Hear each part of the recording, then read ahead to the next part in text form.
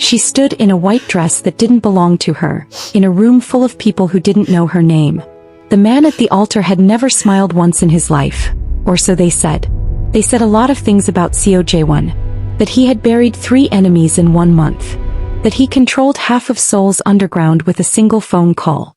That the last woman who tried to leave him disappeared so completely, not even her shadow remained.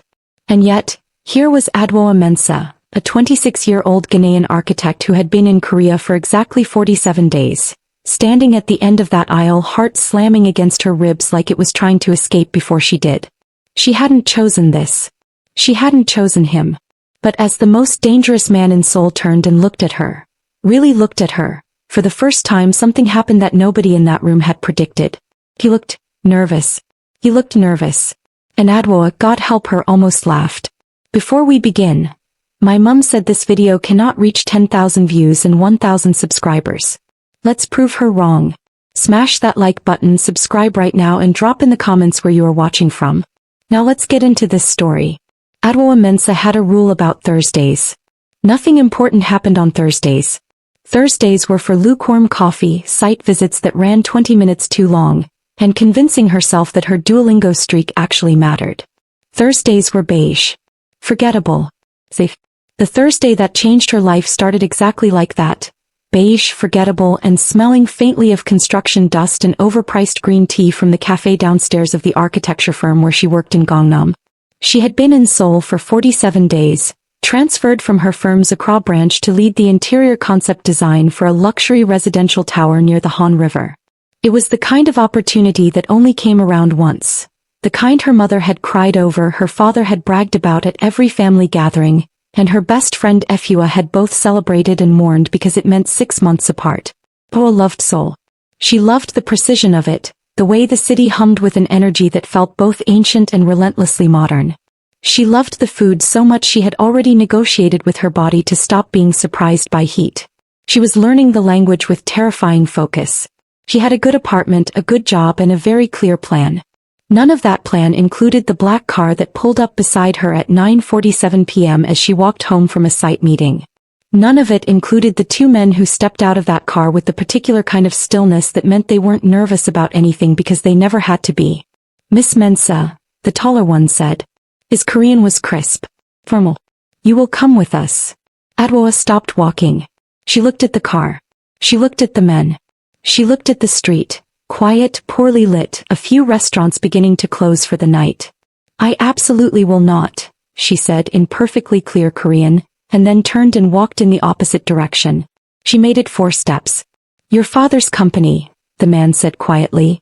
Mensah Architecture and Design. Accra headquarters. Your father borrowed a significant amount of money from a significant person. That debt is now 6 months overdue. Adwoa stopped again. The night felt very still suddenly. She turned back slowly. What kind of significant person? The man's expression didn't change. The kind, he said, who does not send letters. The building they took her to didn't look dangerous. That was the most terrifying part. It looked like a luxury hotel.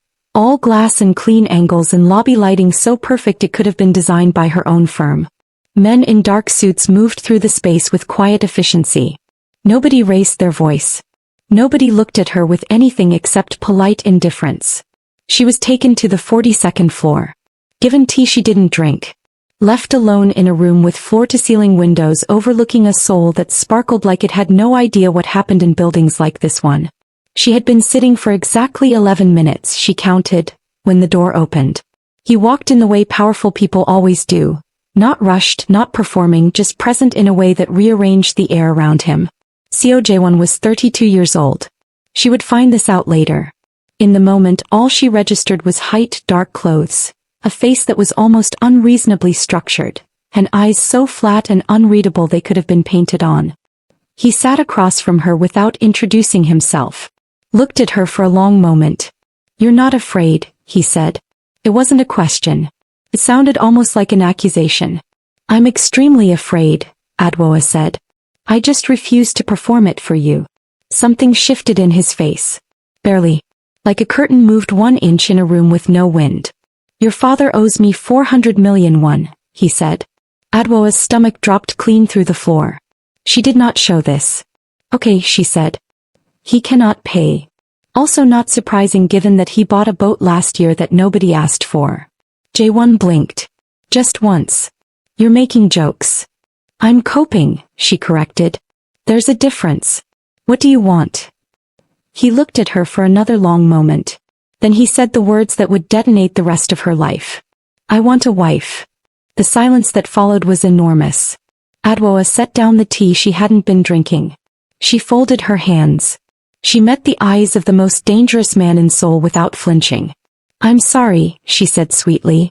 Did you just propose to me in the same breath as a debt collection? Because I've had some bad Thursdays, but this one is genuinely trying to set a record. He didn't smile. But for just a fraction of a second, the corner of his mouth moved. And that Adwoa would later think was when she should have run. By Friday morning Adwoa had made a list. This was what she did when her world fell apart. She made lists.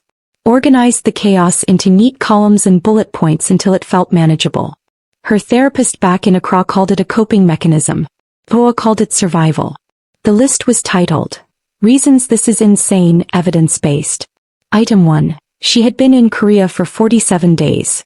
Item 2. She did not know this man. Item 3. She was an architect. She designed beautiful spaces for people to live in. She was not, in any version of her carefully constructed life plan, someone who married a crime lord to pay off her father's nautical mistakes. Item 4. He was terrifying. Item 5, and this one she had underlined twice, then crossed out, then rewritten. He had the most distracting face she had ever seen on a human being and she was furious about it. She was sitting in the same building. Same floor. Different room, this one with a breakfast spread that cost more than her monthly rent. They had apparently kept her overnight. Her phone had been returned to her. Her calls to her father had gone unanswered, which meant either he was asleep in denial, or already on a plane to somewhere without an extradition treaty. She was betting on option 3. Jae-won arrived at 8 a.m. exactly. Same dark clothes. Same unreadable face. He sat, accepted coffee from an assistant who materialized and disappeared like a ghost, and opened a document on the table between them. This is the arrangement, he said. Adwoa looked at the document. It was thick. Did you have a lawyer draft a marriage contract before I agreed to anything? You haven't disagreed. I haven't had coffee. He slid a cup toward her without looking up from the document. It was the exact temperature and preparation she would have ordered herself. He stared at it. How do you know how I take my coffee? I know everything about the people connected to my interests. That's not romantic, that's a restraining order waiting to happen. But she drank the coffee because it was perfect and she was tired and this was already the strangest morning of her life. He walked her through the terms with the energy of someone reading a lease agreement. 1 year. They would marry legally. She would appear at required social events as his wife. She would maintain the appearance of a functioning marriage. In return, her father's debt wiped entirely. Her family, protected from the collection of men who had apparently been making quiet visits to the Mensa family home in East Legon for the past 3 weeks without her knowledge. And after 1 year, she asked. We divorce. Quietly. You return to your life. You are compensated additionally. He named a number. Adwoa kept her face very still because the number was life-changing. Your career continues uninterrupted. Your family is never touched. She read through the document. It was actually, and this annoyed her deeply, fair. Bizarrely fair. No clause that trapped her. No fine print that turned sinister. She had half expected it to be predatory. It wasn't. Why me? She asked. He glanced up. Explain the question. You're telling me the most powerful criminal in Seoul needs a wife so badly he's pulling architects out of the street. Like, you could snap your fingers and have 100 women. I don't want 100 women. His voice was completely flat. I need someone my grandfather will believe. He is ill. Before he dies he wants to see me settled. He is traditional. He is also the only person on this earth whose opinion I respect. Pause. He has specifically said he wants me to find someone different. Different, Adwoa repeated. Not Korean. He said it like a fact, not an apology. Someone who would challenge me, he said. Someone with fire.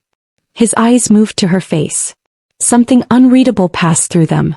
You told 2 of my men you would not go with them and then walked away. In the wrong direction. I was nervous. My spatial awareness suffers under stress. You negotiated the terms of this conversation before you sat down. You've read every clause in that contract and flagged 3 questions most lawyers would miss. Adwoa looked at him. You're saying I got recruited into a crime marriage because I'm competent. I'm saying, Jae-won said carefully, that you are exactly what my grandfather described, and what this situation requires. This situation, she said, is completely unhinged. Yes. And you're asking me to walk into it anyway. I'm asking you to save your family, he said quietly. And for the first time the flatness in his voice cracked, just barely. Just enough to sound like something human underneath. The people who will come for your father's debt are not like me. I have rules. They do not. The table was quiet. Outside, Seoul moved through its Friday morning. Coffee shops opening. A city that had no idea. Adwoa thought about her father, ridiculous, warm, boat-buying, thoroughly in-over-his-head father, and felt the decision settle in her chest before her brain caught up with it. Fine, she said. Jae-won's pen paused over the signature line. He looked up. But I have conditions, she added. He stared at her. No one, his expression suggested, had ever given him conditions. My job continues. Uninterrupted. I will not be a decorative wife. I have a project to complete. She ticked on her fingers. I get my own room. I come and go as I please within whatever security nonsense you insist on. I will not pretend to be someone I'm not. Your grandfather wants fire? He'll get it. And, she held up the last finger, you will never in any situation lie to me. If I ask you something directly, you answer it directly. Non-negotiable. Jae-won was very still for a moment. Agreed, he said. All of it. All of it. Adwoa picked up the pen. Her hand was steady. Her heart was absolutely not. She signed her name, bold, clear, no hesitation, and pushed the contract back across the table. Congratulations, she said dryly. You're engaged to a woman who genuinely cannot believe this is her life right now. And for the second time in 12 hours, she watched that almost smile almost happen on his face. Almost. The house was offensive. Not in a bad way. Offensively beautiful. Offensively large. A modernist compound in Songbukdong, all stone and glass and impossible greenery, tucked into the hills north of the city like it had grown there organically and the rest of Seoul had simply arranged itself respectfully around it. Adwoa stood in the entrance foyer with her 2 suitcases. She had been allowed to go back to her apartment and pack, and stared at the double-height ceilings, the art on the walls, the kind of natural light architects dreamed about at night, and felt something she absolutely refused to name. She was not going to be impressed. She had decided that in the car. Your room is on the 2nd floor, Jae-won said behind her. East wing. Mine is the west. Of course there are wings. You have full access to the house except my office, which is always locked. I wouldn't go in your office anyway. I value my nervous system. A staff member, composed, efficient, named Sora, appeared and offered to show her to her room. The room was the size of her entire Accra apartment. The bed looked like it had been engineered specifically to make a person forget their problems. There was a desk by the window that overlooked a garden so perfectly maintained it looked fictional, and Adwoa stood there for a moment with the late afternoon light falling across her face and thought, I designed a space like this once. For a client who cried when she saw it. She unpacked her things with great focus. Her drafting tools. Her Ghanaian fabrics draped over the chair because she needed one thing in this room that was hers. A photo of her parents, her younger brother Kweku and Afro on the day she got her first commission. All of them screaming with their mouths open, completely undignified, completely joyful. He put it on the nightstand. Stared at her father's face in the photo. Daddy, she said quietly to no one, you owe me an enormous apology and also I'm keeping the boat money. Dinner that first night was an education. Jae-won ate like he did everything else. Precisely, without waste, with the kind of posture that suggested he had been corrected about it once at age 7 and never again. He asked her 2 questions about her work. They were specific, intelligent questions that told her he had actually reviewed her portfolio, which was somehow more unsettling than if he'd said nothing. She asked him 0 questions because she was testing him. He noticed. You're not curious about me, he said. I'm very curious about you, she said. I'm just not giving you the satisfaction of asking. He looked at her. Why? Because you're used to controlling every room you're in. Information is power. If I ask, you decide what to share. If I wait, she smiled over her chopsticks, eventually you'll tell me something true by accident. A long pause. That's a very calculated way to have a conversation, he said. I learned it from my mother. She's been happily married to my father for 31 years and she says the secret is to always know more than you let on. She paused. Of course my father also apparently borrowed 400 million won from a Korean crime boss, so perhaps her strategy has limits. Something happened across the table. Something she would later identify as the first time Jae-won laughed. Not fully, not loudly, but a breath of something that was unmistakably, helplessly amused. He looked away quickly. But she'd seen it. She filed it carefully away. After dinner she found herself in the garden because she couldn't sleep. 2 a.m, Seoul glittering beyond the compound walls. Grass cool under her bare feet because she'd given up on shoes in her own home at age 12 and saw no reason to stop now. She heard him before she saw him. Footsteps on the stone path. Jae-won stood at the garden's edge in a simple dark shirt, no jacket, looking at nothing in particular. He looked different without the armor of a formal setting. Not softer exactly. More like a city at night, still powerful, just quieter. He didn't seem surprised to see her. You can't sleep, he said. New place. My body's still deciding if it's safe. He was quiet for a moment. It is. I know, she said, which surprised her because she meant it. They stood in the dark not talking for almost 10 minutes. Which should have been awkward. Wasn't. My grandfather, Jae-won said finally, will want to meet you soon. He lives an hour outside the city. He will ask you questions that may seem strange. What kind of questions? He'll want to know if you can hold your own. If you have a backbone. Pause. He grew up poor. He hates pretension. He will respect you immediately if you don't perform for him. Adwoa nodded slowly. Anything else I should know? Jae-won looked at her sideways. He'll probably try to feed you enough food for 6 people. It's his primary expression of approval. Then I'm going to be his favorite person, Adwoa said, because I eat like I've never been fed before.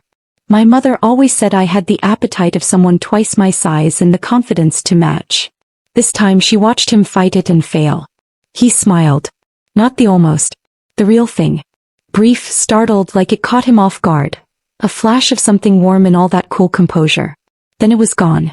But Adwoa had seen it and she tucked it away like something precious and she thought, oh, this is going to be complicated. She was absolutely right. Halmiani, which was what everyone called Jae-won's grandfather, though his name was Seo Chun-bae, lived in a house that had no business being as warm as it was. From the outside it was traditional and austere. A hanok tucked at the base of a forested mountain, its curved roof patient and timeless. Inside it smelled like sesame oil and pine and something sweet Adwoa couldn't immediately identify. Every surface held evidence of a life fully lived. Photographs, small carved figures, a ceramic mug with a crack that had been repaired in gold. She loved it immediately. She did not say this. She filed it. Chun-bae was 81 years old, 4 inches shorter than Adwoa, and had eyes like a man who had seen everything and found most of it amusing. He looked at her for a long moment when she came through the door. Really looked the way people do when they're making decisions, and then said something in Korean that made the 2 staff members in the room suddenly need to be elsewhere. He says, Jae-won translated, his voice carefully neutral, that you're the most interesting thing he's seen in this house since he found a fox in the kitchen in 1987. Howell looked at the old man. Is that a compliment? Chun-bae grinned. He had, apparently, understood her perfectly. The fox, he said in accented but clear English, was very clever. Very beautiful. Very unbothered by the fact that she was not supposed to be there. Then yes, Adwoa said. I'll take it. He laughed. Genuinely, fully the laugh of a man who didn't do it halfway and grabbed her hands in both of his. His grip was surprisingly strong. He looked at her hands, then at her face and said something in Korean that she didn't know yet. She looked at Jae-won. Jae-won, for the first time in their short acquaintance, looked slightly undone. He said nothing. What did he say? She asked.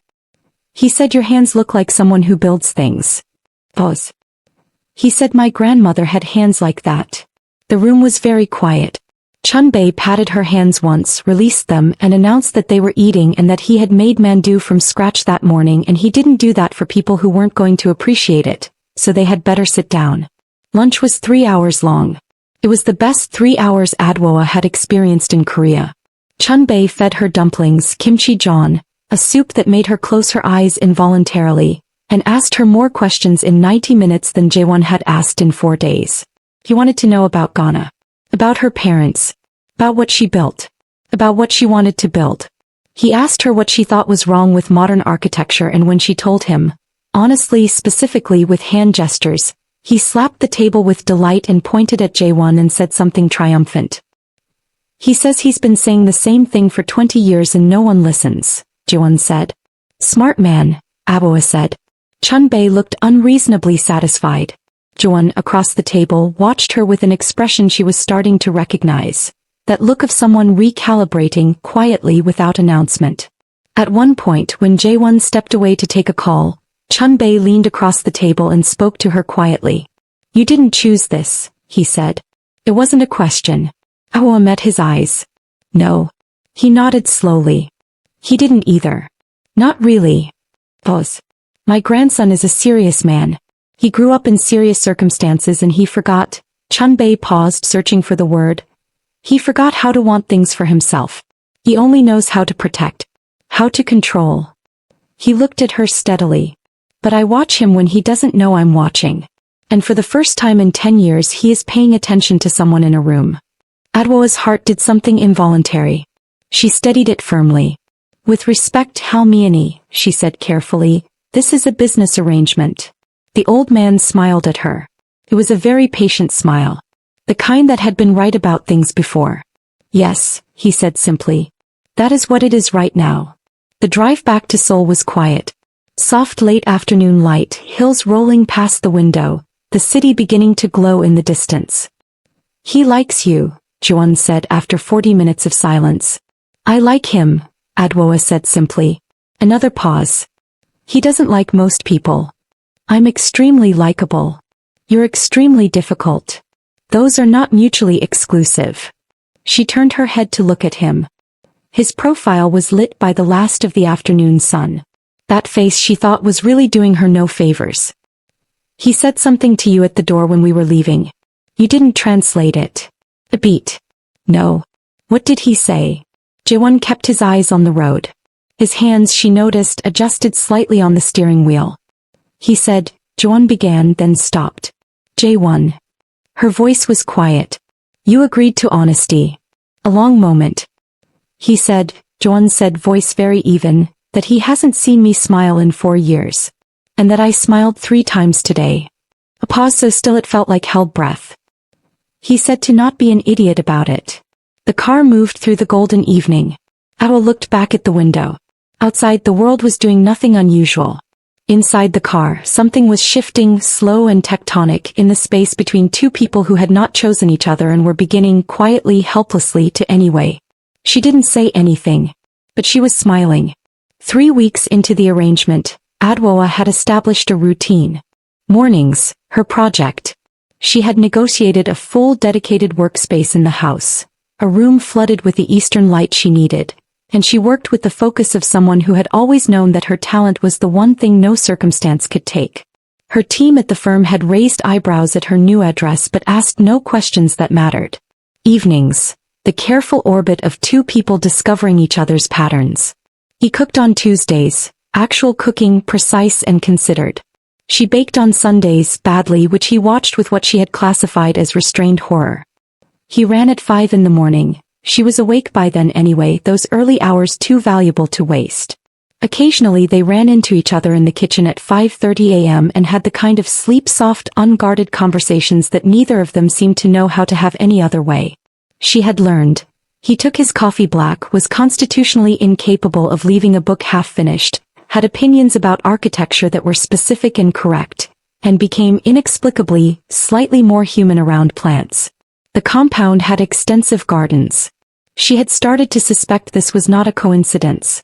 He had learned, or was learning, she could see him learning, that she sang under her breath when she was concentrated, laughed at her own jokes before she finished them, was never, ever cold even in winter, and had a look she gave things she loved that was completely different from every other expression she wore. Unguarded. Like she forgot in those moments to be strategic. It was the look she didn't know that was slowly taking him apart. The gala was a command performance. Black tie. An annual event for the legitimate front of Jae-won's considerable empire. A real estate and development conglomerate that was impeccably run and served as both revenue and cover. Attended by politicians, CEOs, old money, and people who understood that the man at the center of it all had hands in many things and asked no questions. "You'll need to be my wife tonight," he said 3 days before. "Not just someone who lives here." "I'm always me," she said. "You'll have to decide if that's enough." "It's more than enough," he said, and then looked mildly startled by himself as if the sentence had happened without authorization. Adwoa had looked away before he could see her smile. The dress he had sent to her room, she had explicitly said she would handle her own clothing, was the most beautiful thing she'd ever seen. Deep green silk, structured at the shoulder, dramatically open at the back with a skirt that moved like water. African-made. She checked the label, a Ghanaian designer. A good Ghanaian designer. She stood in front of the mirror for a long time. He had found a Ghanaian designer. She thought about that while she did her makeup. Thought about what it meant that he had noticed. That he had cared to find out. That he hadn't just sent some generic luxury gown and called it done. She went downstairs. Jae-won was at the bottom in black tie, talking quietly to one of his men. He looked up when he heard her. He stopped talking. His man said something. He didn't respond. He was very still in the way that meant, Adwoa had learned, that something had caught him completely off guard and he was not yet sure how to manage it. She reached the bottom of the stairs. "The dress is from Ghana," she said. "I know. You researched Ghanaian designers." "I researched one," he said. "Specifically. She is based in Accra. She designed the interiors of a cultural center there 6 years ago." He paused. "The project lead on that center is in your portfolio. You listed it as the commission that showed you what you wanted to spend your life building." Adwoa stood very still. "You read my portfolio that closely," she said. "I read everything closely." His voice was careful. Composed. But his eyes on her were neither. "You look..." He stopped. Started again. "The dress was a good choice. That is the most emotionally repressed compliment I've ever received," she said, and somehow it still worked. He offered his arm. He took it. And neither of them mentioned how her hand tightened slightly when they walked through the door, or how he adjusted to stay closer than was strictly necessary. The gala was beautiful and exhausting, and Adwoa was, despite everything, good at it. She had grown up in a home where her father moved between rooms of important people with ease, and the skill had transferred. She worked the room beside Jae-won with a combination of warmth and selectivity that she could see, in the slight release of his shoulders, was exactly right. She was charming without being soft. Interesting without oversharing. She asked questions that made people feel seen. She deflected the more pointed inquiries about their relationship with humor so natural that no one pushed. "How did you two meet?" a politician's wife asked. "He was very persistent," Adwoa said pleasantly. "She was very evasive," Jae-won said beside her, and the timing was so perfect, so casually unplanned coupley, that the woman across from them laughed and moved on satisfied. Adwoa looked up at him. He looked down at her. Something electric passed between them in the noise of that room. Something that had been building for weeks and had chosen this moment, champagne lit, people everywhere, absolutely the wrong time, to announce itself clearly. She looked away first. They were leaving, coats retrieved, car called, when a man approached that changed the temperature of Jae-won's entire body language in an instant. She felt it through his arm. The shift from present but relaxed to vigilant in under a second. The man was smiling. Korean mid-50s, beautifully dressed. He looked at Adwoa with interest that was not polite. "Jae-won," he said smoothly. "I heard you'd gotten married." "I didn't believe it." "Believe it," Jae-won said. His voice was pleasant. His arm against hers was a wall. The man extended his hand to Adwoa. "Chodeong. And you are?" "His wife," Adwoa said smiling. She took the hand briefly, released it, stepped 1 inch closer to Jae-won. It was instinct. She'd figure out later that it had been instinct. In the moment she just knew that this man was a threat and that she had chosen her side. Cho Dae-young's smile stayed on his face and traveled nowhere near his eyes. A pleasure, he said. I'm sure we'll see more of each other. Looking forward to it, Adwoa said warmly. They walked to the car. Jae-won opened her door. She got in. He came around to the driver's side and as they pulled into the Seoul night she said, "Who is he?" Pause. "Competition," Jae-won said. "The dangerous kind?" Another pause. "The kind that smiles." Adwoa nodded. Looked out the window. "I noticed." He glanced at her. "You stepped in front of me," he said quietly. When he approached. "I stepped beside you. You stepped in front." "I was rearranging my coat." She absolutely had not been rearranging her coat. They both knew it. "And you agreed to honesty," she added before he could say anything else. "So did you," he said. The car moved through the city. The lights of Seoul slid past. And in the back of that car the thing between them crackled like something alive, and neither of them for the first time pretended they couldn't feel it. At the door of the house he caught her wrist. Lightly. A question, not a demand. She turned. His face was close. The night air was cool. His thumb traced once across the inside of her wrist in a way that was probably accidental and absolutely wasn't. "Thank you," he said. "For tonight." Her heart was very loud. "I'm your wife," she said softly. "Apparently." Adwoa. Her name in his mouth, the way he said it, like something rare he was learning to hold without breaking. "I want." His phone rang. They both looked at it. "Don't," she said. He looked at her face. At her mouth. At her eyes. He answered the phone. Adwoa exhaled and walked inside alone, and if she leaned her back against the closed door of her room and breathed very carefully for approximately 2 minutes. Well, nobody needed to know that. She wasn't asleep.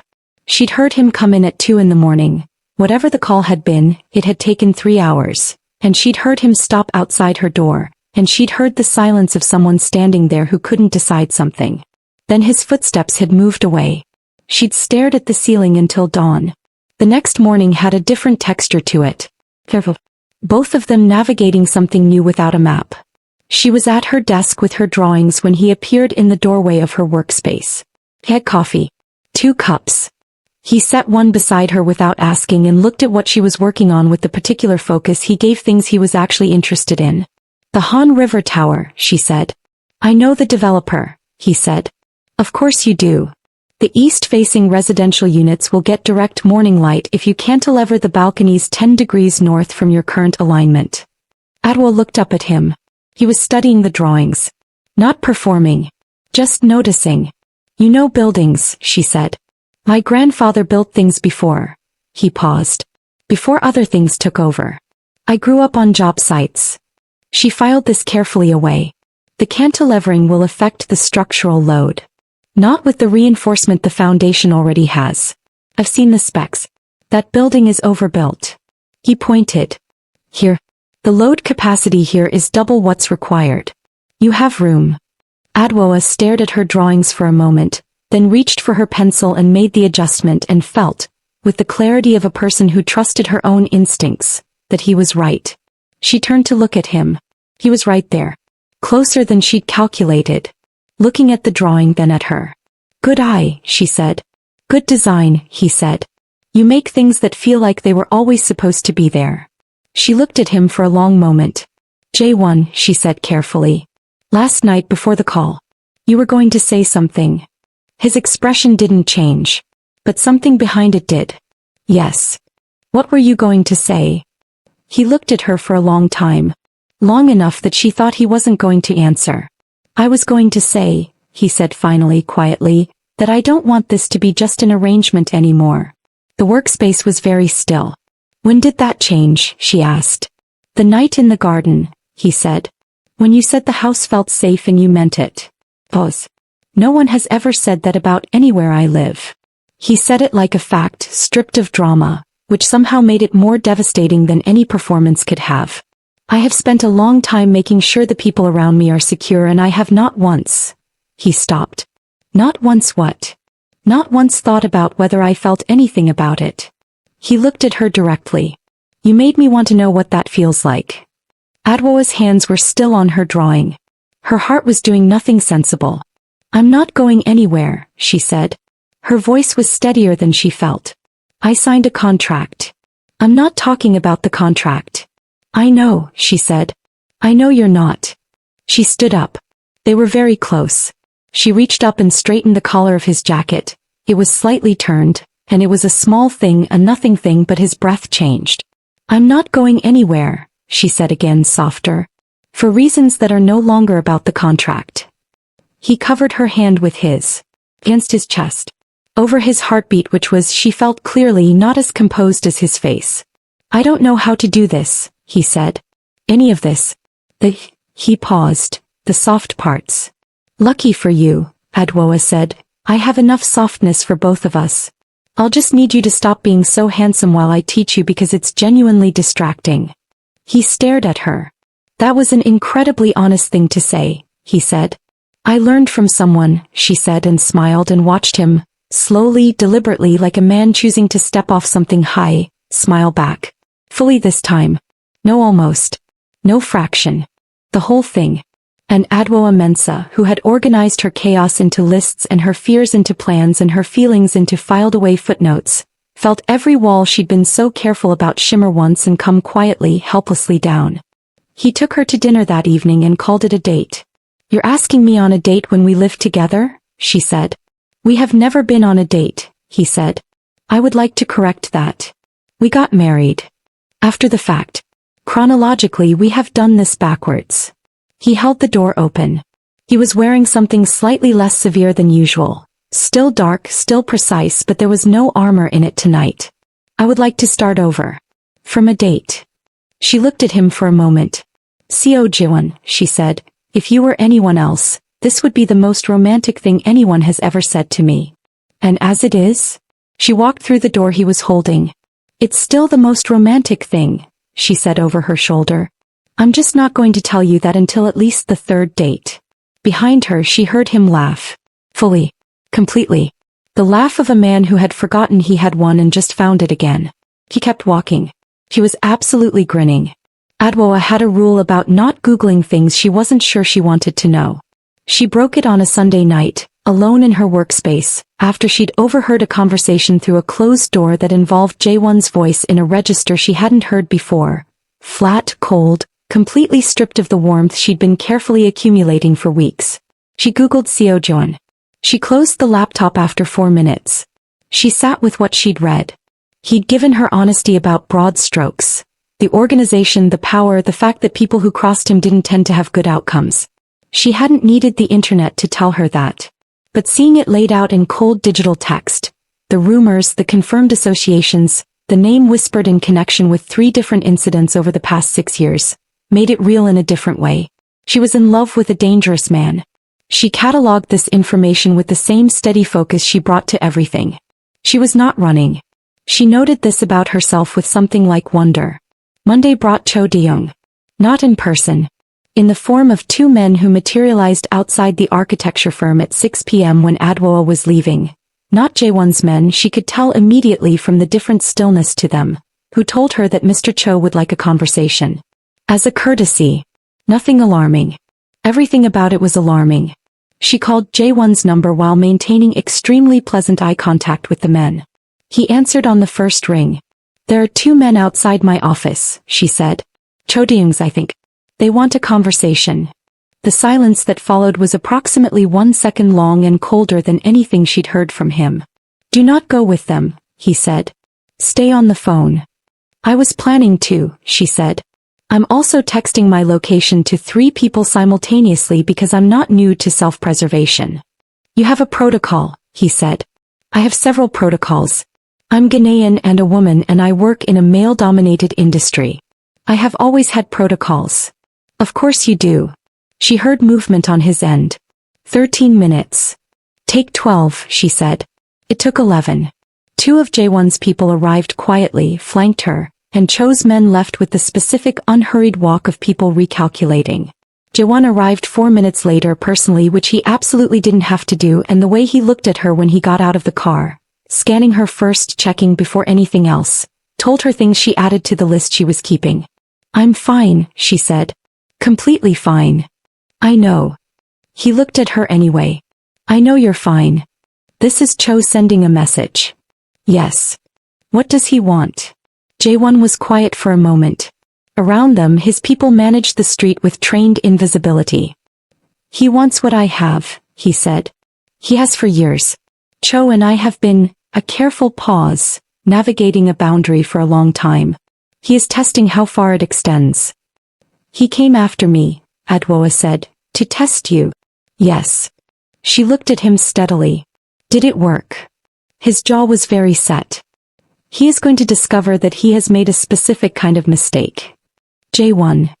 She stepped closer. I need you to look at me and not at whatever you're currently planning to do to Cho De-young. He looked at her. I'm fine, she said for the third time but differently, the word carrying all the weight of I'm here, I'm safe, I'm not going anywhere. Handle it however it needs to be handled. But I need you to know that I was not afraid of those men. I was annoyed. Something in his face shifted. The cold calculation of it gave way to something warmer and more startled. Annoyed, he repeated. I was in the middle of an excellent review of my team's revisions. They interrupted my flow state. She crossed her arms. If Cho De-young knew me at all, he would understand that interrupting my flow state is a deeply personal offense. A beat. You are, Jae-won said slowly, the most remarkable person I have ever met. Write it in a card and sign it. I'm collecting evidence. She turned toward the car. Now take me home and tell me what your actual plan is because I'm not going to pretend the dangerous parts don't exist. We're in this together or we're not. He stood there for one more second, just one, processing something significant, and then followed her to the car. Together, he said quietly as he opened her door. A word. Small. The weight of it enormous. Together, she confirmed and got in. That night, after the threat had been contained in ways Adwoa chose not to ask about specifically, they sat in the garden at midnight with 2 glasses of wine that were not nearly as good as the company. I never told anyone about the work, he said out of nowhere. What work? What I do? What it actually cost? I never talked about it to anyone who, he paused, who I didn't want to lose. She understood immediately. So you stayed alone, she said. It was simpler. Simple as lonely. Yes, he said. Just that. No performance around it. Adwoa looked at the city lights beyond the garden wall.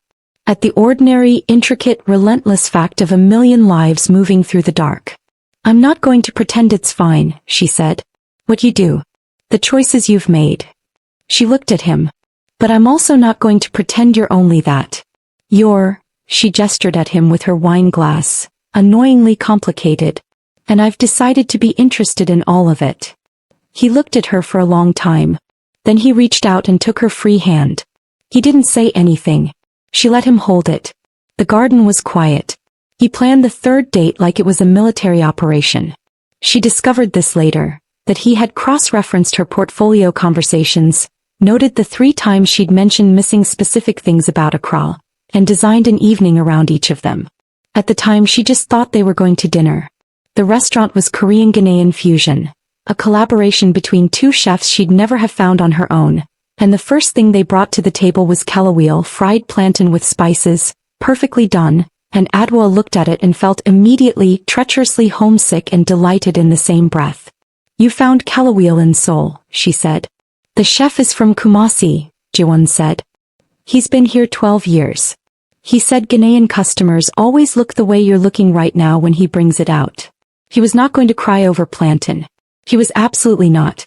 Jae-won, she said carefully, you are doing something extremely calculated and it is working completely and I want you to know I'm aware of both things. Noted, he said. I'm still annoyed. Eat the kalaweel. She ate the kalaweel. It was perfect. Dinner was extraordinary in that particular way of meals where the food is good but the conversation is better. Where you forget to track the time because the person across the table keeps saying things that turn the night into something you want to preserve. He told her about Chunbei building his first structure with salvaged wood at 22. A room added to their house because the family was growing and they couldn't afford a builder. About how Jae-won had grown up thinking that physical things, built things, were the language of love. That when you made something for someone out of material and labor and your own 2 hands, it was the truest thing you could say. That's why I read your portfolio so carefully, he said. I wanted to know what you'd built with your hands. What you loved. She looked at him. The restaurant was warm and low-lit, and somewhere a speaker was doing something softly devastating with a guitar. The cultural center, she said. In Accra. Tell me about it. She told him. She hadn't talked about it properly to anyone in months. The vision for it, the fight to keep the budget from gutting the community library component, the day they broke ground and her whole team had cried. She talked and he listened with the full attention that was, she thought, one of the most intimate things a person could give. When she stopped, he said, "That's the project you'll be remembered for." "I haven't finished building it." "The version in your head," he said. "The one you described just now. That's the one." Adwoa looked at him for a long moment. "You believe that," she said. "Completely. You've never even seen it." "I don't need to see it," he said. "I know your hands. I know what you love. The building will be exactly what you described, and it will be extraordinary." Her throat was very tight. "Stop," she said. "What?" "Stop saying true things about me in that voice. It's extremely unfair." He looked at her with those unbearably direct eyes. "I'm going to need you to tell me what I can do that isn't unfair." "Nothing," she admitted. "You existing is unfair. I had a plan for my life. It was very organized. Very sensible. It involved none of this. I had a plan too.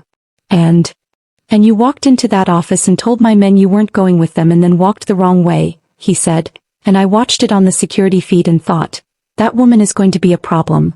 "A problem," she repeated. "The kind I didn't know I needed." She stared at him. Outside, Seoul was doing what Seoul always did. Blazing, relentless, completely indifferent to the two people inside a small restaurant falling irreversibly toward each other. "Jae-won," she said. "Adwoa. I'm going to need you to stop looking at me like that." "Like what?" "Like I'm something you want to keep." Pause. His voice, when it came, was very quiet and completely certain. "I do want to keep you." The restaurant was warm.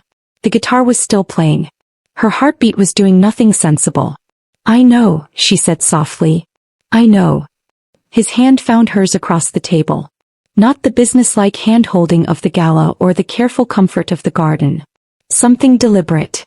Something chosen. She turned her hand and held his back. They walked after. Along the river, because she'd said once that rivers were her thinking place, and he had remembered. The Han was silver under the city lights, broad and patient, doing what rivers do. He stopped walking first. She turned to look at him. He reached up and tucked a loose piece of her hair back with a care that was entirely disproportionate to the action, the kind of care that was never really about the hair. "I want to try," he said. "Past the year. Past the arrangement. He paused. "I want to try. With you. Properly." She looked at him for a long moment. "Jae-won," she said. "You absolute disaster of a man." She stepped forward. "Yes." He exhaled. Like he'd been holding it. She reached up and held his face in both her hands, and he closed his eyes, and they stood there for a moment with the city loud around them and everything between them gone very still and very clear. When she kissed him, he kissed her back like he meant it. Like he'd been deciding to for weeks. Like she was, in fact, something he intended to keep. Here is what the next 3 weeks looked like. It looked like Tuesday cooking, where she stood close enough to steal bites, and he tolerated this with approximately 0 complaints. It looked like her designs spreading across the dining table while he read beside her, and they talked about buildings and cities and what it meant to make a mark on a place. It looked like his laugh, which she had now catalogued extensively, the short disbelieving one when she said something absurd, the warm private one in the dark, the full unguarded one that he only seemed to produce when she was the one who caused it. It looked like Chunbei calling her every 3 days to check in, ostensibly to discuss food, but actually, she suspected, to monitor the situation with the satisfaction of a man who had known before everyone else. It looked like her team noticing she was happy in a way that translated directly to brilliant work, and the Han River Tower beginning to find its final form under her hands. Something she was proud of, something she could feel in her bones was going to be extraordinary. It looked like Jae-won bringing her coffee every morning at exactly the time she needed it, and her bringing him back small things from the city. A book she thought he'd like, a specific street food she'd discovered near her office that she'd ordered twice and then brought a 3rd portion home for him to try. It looked like the dangerous parts being real but contained. Whatever the response to Cho Dae-young had been, and she didn't ask the specifics, it had created quiet.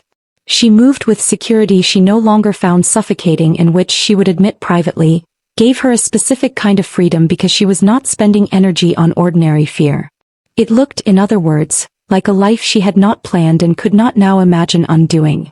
She called her father. He answered on the second ring, which meant he'd been hoping she would call. He sounded exactly like himself, warm and slightly chaotic and deeply relieved to hear her voice. Adwoa, he said, and that was enough. He said her name the way only her father said it, like it contained the whole history of who she'd been since she was born. Daddy, she said. Pause. I'm sorry, he said. And then, because he was Kofi Mensah and he couldn't help himself even in the middle of a genuine apology, the boat though was a very good deal. Daddy. Yes. I need you to know, she said carefully, that I'm okay. More than okay. And I need you to never, never, borrow money from dangerous people again without telling me. Not because I'll fix it. Because I deserve to know. Yes, he said quiet. The boat is going, she added. The boat is already gone, he said. Your mother sold it. Last month. I did not have a vote. Adwoa laughed before she could stop herself. Good. Mama always wins. She always wins, he agreed warmly. And then, is the man. He's good, she said simply. He's good to me, Daddy. Her father was quiet for a moment. I will want to meet him, he said. Eventually. At a table with food and no fear, the way people should meet. I know. We'll get there. And Adwoa, I'm proud of you. Not for this situation. For you. The way you are in any situation. His voice was careful and warm. You were always the one who could walk into the wrong place at the wrong time and make it exactly right. She held the phone very still. I love you, Daddy. I love you too. Don't skip meals. Tell me about the tower. She told him about the tower. The evening she told Jae-won about the call, he was quiet for a moment and then said, I would like to meet your father. She blinked. That was faster than expected. I told you. I don't want the arrangement anymore. I want the real thing. Pause. The real thing includes your father and his boat and your mother who appears to be, based on everything you've described, genuinely formidable. She will absolutely terrify you. Good. I'll know she's real then. Adwoa looked at him for a long, long moment. Jae-won, she said. I didn't expect you. I know. I didn't expect any of this. Neither did I. She crossed the space between them and leaned against him, her head against his chest, and his arms came around her with the ease of something that had been practiced into second nature, which it had in these 3 weeks, one night at a time. We're going to be okay, she said. Not a question. His chin rested on her head. We're going to be extraordinary, he said. It was the vibration of his phone that broke it. She felt it before she heard it. The specific particular vibration that was different from social calls or business. And she felt his arms change before he even looked at the screen. He looked at the screen. The silence that followed was 2 seconds long and absolute. What is it? She asked. He didn't answer immediately. She pulled back to see his face. He was reading, his expression doing the thing it did when something was serious, going completely still the way a city goes still before something seismic. Jae-won. He looked at her. I need you to listen very carefully, he said. His voice was very level. And I need you to not panic. Adwoa's stomach dropped clean through the floor. Don't tell me not to panic, she said. That's what people say right before the panicking is justified. Adwoa. Tell me, she said. He held the phone so she could read it. The message was brief. It was from a number she didn't recognize. It said, your grandfather is here. Mr. Cho sends his regards. He says the real marriage is over. Or the old man is. The world went very quiet. Poa read it twice. Chun-bae, she said. Yes. He has Chun-bae. Yes. She looked at Jae-won's face, at the absolute glacial stillness of it, at the thing behind his eyes that she had never seen before and recognized immediately as the thing she'd read about in those 4 minutes on the internet, the thing that had made men fear him for years. Tell me what we need to do, she said. He looked at her. Really looked at her. We, he said. She held his gaze without flinching. You said together, she said. Did you mean it or not? The night around them was enormous and dark and charged with something that had no safe outcome. He took her face in his hands. Kissed her once, quick, certain, a promise. Together, he said. And reached for his phone. What happens next? The rescue, the reckoning with Cho Dae-young, and the moment that changes Adwoa and Jae-won forever, is coming in part 2. But here's what you need to know right now. Chun-bae is not afraid. He was building things before Cho Dae-young was born. He raised the most dangerous man in Seoul. And in the hours between now and what's coming, he does something nobody expects. He calls in a favor so old it rewrites the entire map of power. Adwoa. She walks into the most dangerous room of her life carrying her architect's eye, her mother's nerve, and the unshakable certainty that some things, once built properly, cannot be broken. Part 2 is coming. You're not ready? Drop in the comments. Team Adwoa or Team Jae-won? Are you watching from the US? Which chapter hit you the hardest? Like and subscribe. Part 2 drops soon and you do not want to miss what happens next.